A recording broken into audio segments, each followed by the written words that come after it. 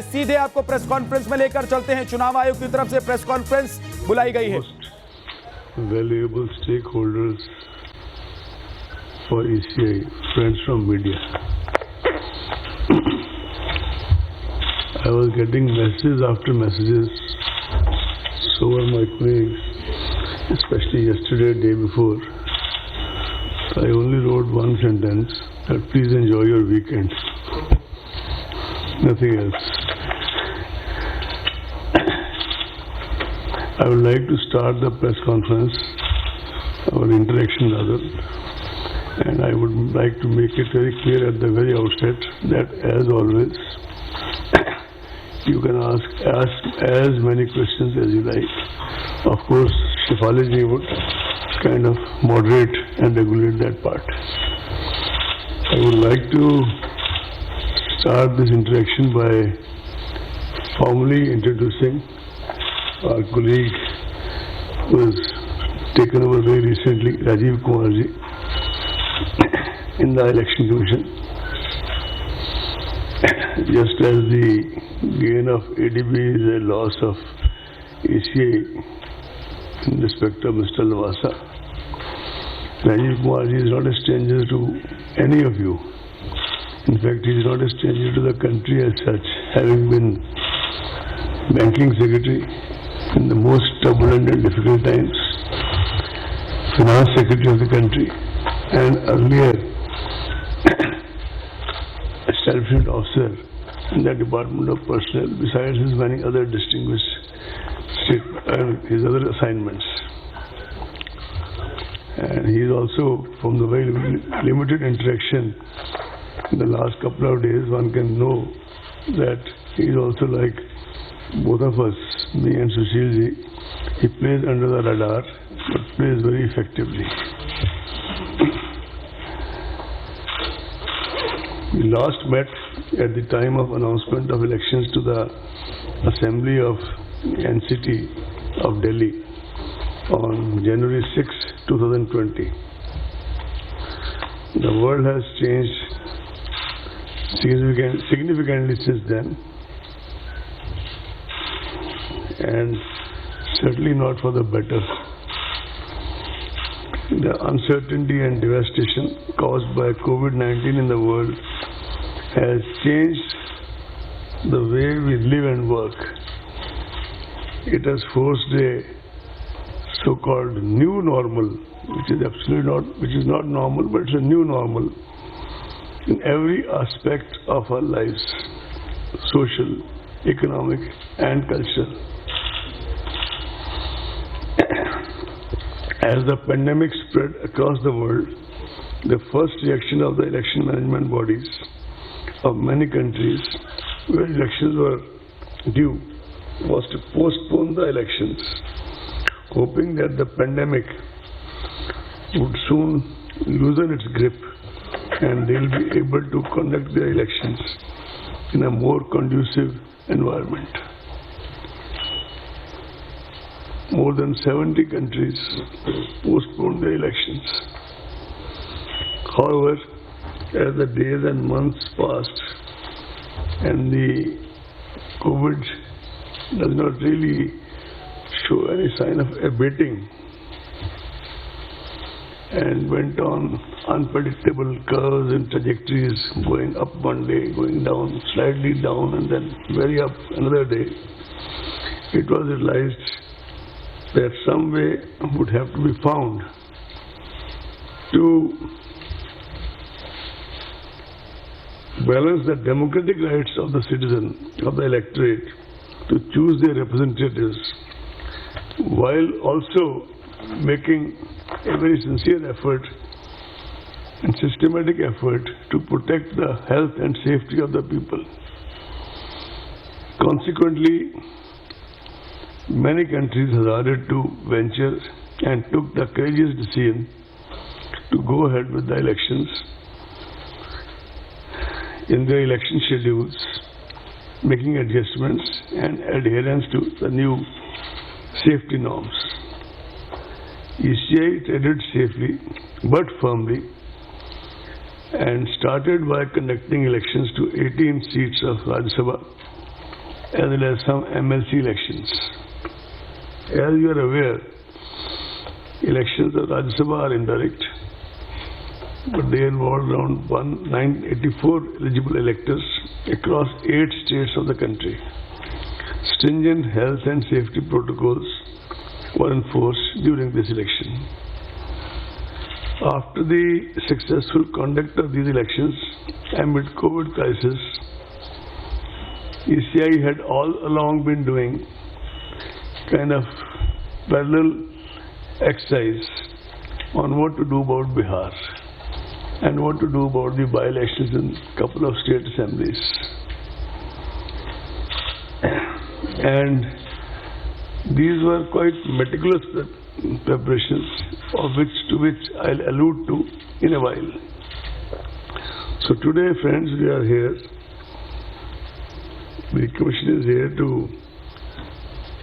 before you to announce the elections to the largest assembly of one of the largest states of India, which is Bihar. I think if you see the relative statistics, it would probably be, as a very senior friend from media said in the morning, the biggest election in the world in the COVID times, in the immediate future. You're all aware that the term of assembly in Bihar is due to expire on 29th November. Bihar Assembly has a strength of 243 members, of whom 38 seats are reserved for SCs and 2 for STs. COVID-19 exigencies and social distancing measures made the Commission revisit the extant instructions.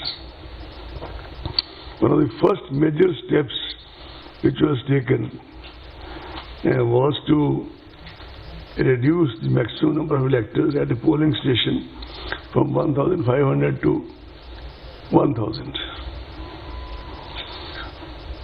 I am sure you will kindly appreciate the magnitude of this revision, because the number of polling stations as a result of this decision went up from 65,337 in the year 2015, the year of last, and to more than 1 lakh in 2020.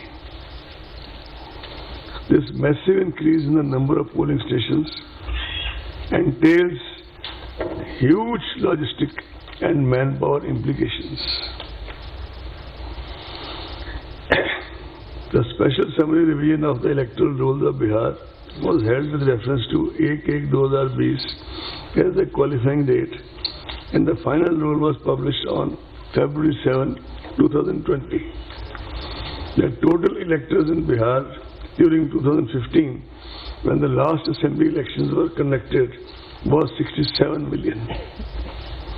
In 2022, now as we are sitting to brace for the polls, the number is about 7.29 crore. That is 72 million. Male electors in 2015 were 3.57 crore, which has now risen to 3.85 crore. Number of female electors was 3.12 crore in 2015, and now it is 3.4 crore. The number of service electors rose from 92,144 to 1.6 lakhs. As far as deployment of EVMs, etc. is concerned, the main tool of elections, 1.89 lakh BUs, 1.41 lakh CUs, and 1.73 lakh VVPATs are being deployed in Bihar. To give you further glimpse of the magnitude of logistics to conduct elections during COVID, as per reports received from CEO Bihar, incidentally, we all have had series of interactions with the CEO and other officials of Bihar on a virtual basis, on which I will come to in some more detail later. More than 7 lakh units of hand sanitizers, about 46 lakh masks, about 6 lakh PPE kits, 7.6 6 lakh units of face shields and about 23 lakh hand gloves have been arranged. For the voters, there is 77.2 crore single-use hand gloves have been specifically arranged when they press the EVM, etc. As per reports received from the field units and collated by CEO Bihar, there were about 18.87 lakh migrants across 38 districts of Bihar. Out of these, 16.6 lakh were eligible to vote, being more than 18 years. 13.93 lakh had their names already on the rolls. During the process of continuous updation, 2.3 lakh voters were registered and the process of updation is still on. I would take this opportunity to compliment CEO Bihar, the district election officers there, and the election machinery at the district and sub-district level, that they made assiduous efforts to connect with so many migrant workers in the process of registration. Now I come to some more special measures for COVID-19 safe elections.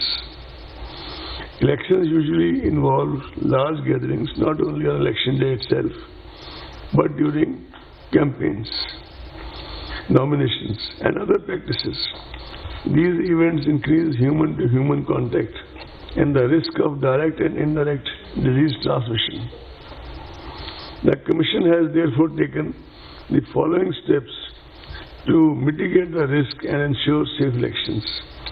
One of the significant ways in which the health impact of COVID-19 can be mitigated is by exploring options to in-person voting for certain vulnerable categories of people.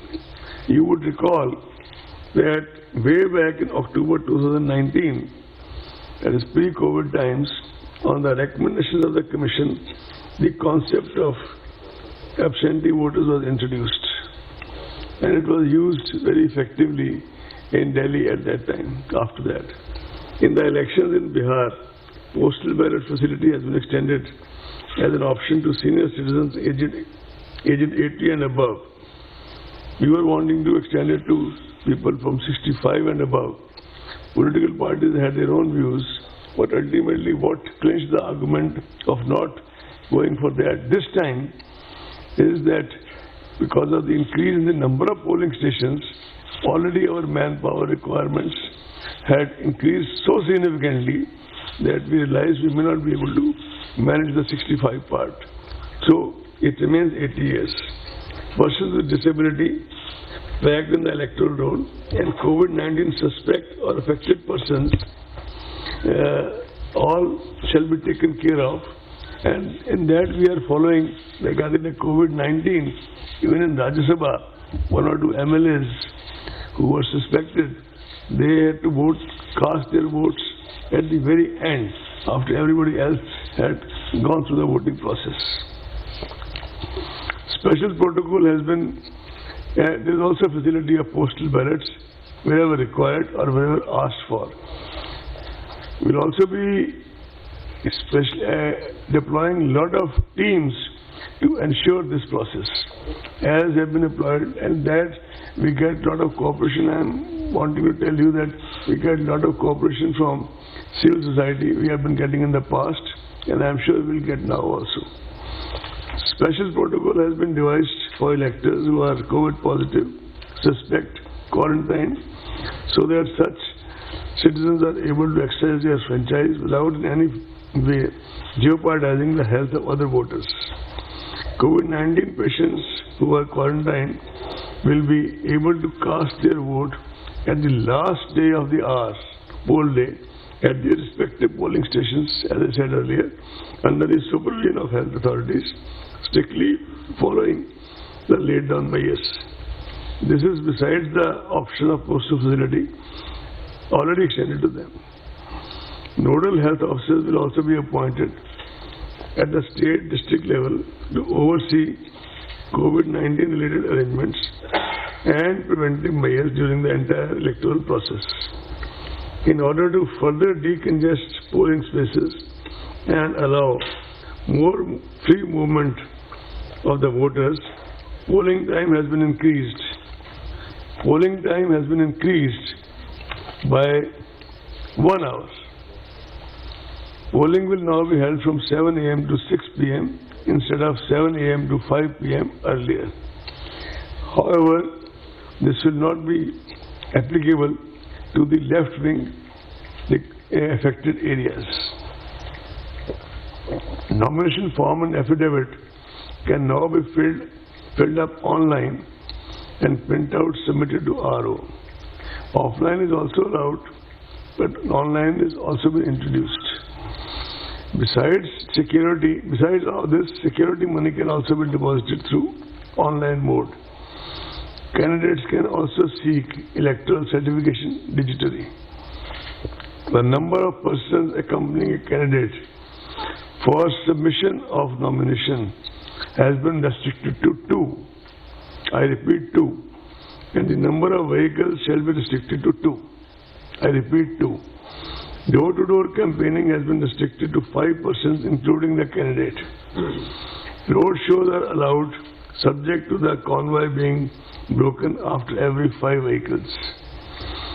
All election meetings and gatherings will have to adhere strictly to the health and safety protocols and shall be monitored at all levels by the election and health machinery in the field in the various districts of Bihar. I want to dispel doubts, friends, that all physical contact has been prohibited in election meetings and campaigning. In fact, the very fact that instead of talking to each other virtually today, we may not be accommodate all of you, but we still have made an effort to at least talk in person. Is an indication from the side of Election Commission that all this propaganda going on in certain sections, that only virtual campaigning will happen, etc., has been quite widely off the mark. Yes, we have stated that the number of people who can decongest who can congregate at a certain place has been limited. The DEOs shall identify dedicated grounds in advance where public gatherings can take place with social distancing norms clearly marked to ensure the safety of the attendants. I must report to you that already this exercise has been completed by DEOs. In fact, even within the commission now, we have a list of such grounds available district-wise, although this is not for commission to kind of take any kind of day-to-day call on this. It is for the CEO and the district magistrates. But we've got all the information. And the DEOs have been instructed to kind of already do the circling, etc., as per the COVID norms. That has been done by the CEO of Bihar. A committee of officers was set up at the commission to chalk out broad guidelines for conducting elections amid COVID. This committee was chaired by Shri Umesh Sinha, Secretary General. And it had various stakeholders, many of them contacted virtually. And they had detailed deliberations with the chief electoral officers of various states, UTs, just to have a feedback or various suggestions and inputs. तो चुनाव आयोग की तरफ से ये बताया जा रहा है कि इंतजाम दरअसल अभी क्या क्या किए गए हैं चुनाव को लेकर, लेकिन तारीखों का ऐलान भी जल्द ही किया जाएगा।